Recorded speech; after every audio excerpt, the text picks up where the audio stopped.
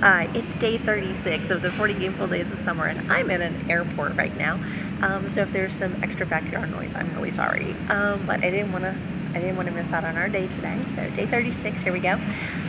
So previously we talked a little bit about different ways that you could find ideas, and I talked about playing games to get ideas, but really any type of experience, and I'm going to prove that today.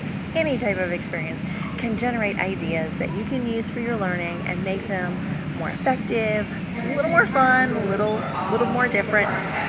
So my tip today comes from actually a parking lot. Yeah.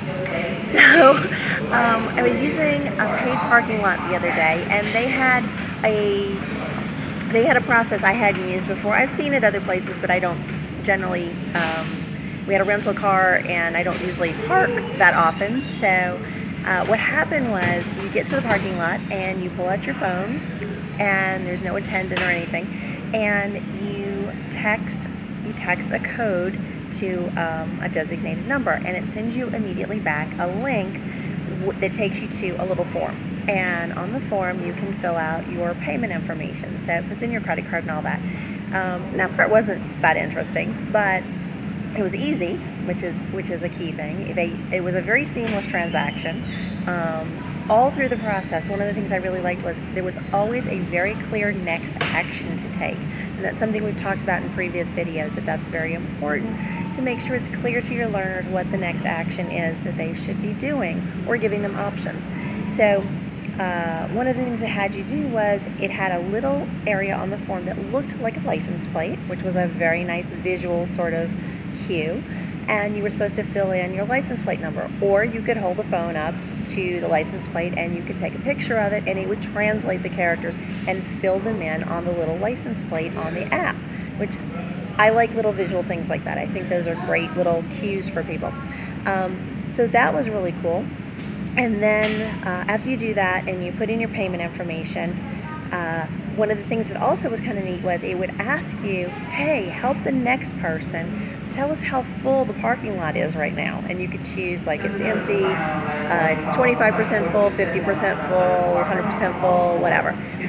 So it had a little crowdsourcing activity there, so that, you know, if people were driving around looking for parking, they could find on the app that that parking lot had parking available. So think about ways that you can, you know, first of all, add those little visual cues. How can you do a little crowdsourcing? How can you let learners help one another through the process, or give them tips to one another, that sort of thing.